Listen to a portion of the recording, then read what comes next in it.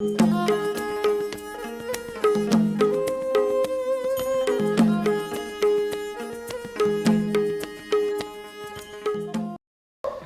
job that we've taken onto our shoulders, which we absolutely love doing, is helping young boys and girls across the Northeast, especially in our home in the clouds in Meghalaya and Shillong, and the districts across Meghalaya, recognize that their dreams are no less than the dreams of anybody else across the world.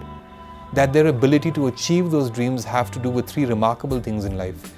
Number one, the ability to recognize that anything is possible. Number two, the ability to embrace every challenge that comes your way.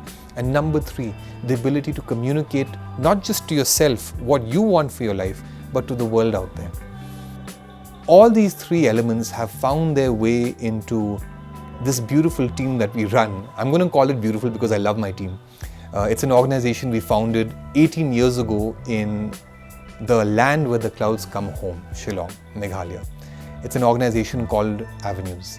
And my name is Mark Laitflang Stone. And the team that runs our programs and interventions for young tribal boys and girls absolutely believes that every dream has a right to be seen, every aspiration has a right to be recognized, and every young person has the right to believe in himself or herself.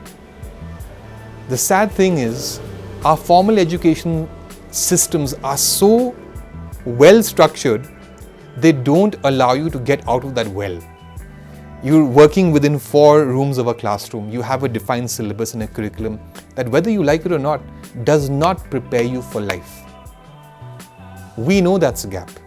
And for the last 18 years, our work has been to change and transform the way young men and women in Northeast India look at life and integrate themselves into the mainland context in the rest of the country with very clear ambition, very clear aspiration, but most importantly, a rock bed of clear values and soft skills that will take them anywhere in life. Our team of life coaches have impacted over 100,000 youth as of this year, and we have enjoyed the privilege of patronage from the Ministry of Tribal Affairs over 2 years consecutively now.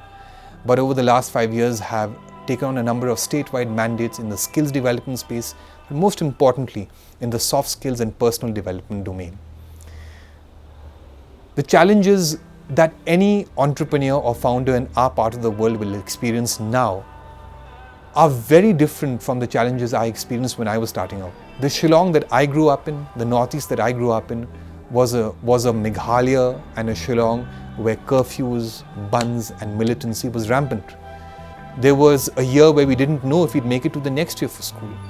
My father was a first generation entrepreneur who had to shut down his businesses. We had to go through many years of not knowing whether we would be able to make it through the next year of fees. We watched our mother take on the mantle of being the breadwinner of the home through alternative healing. And we watched what was certain in our lives slip away as well. All I wanted to do was run away.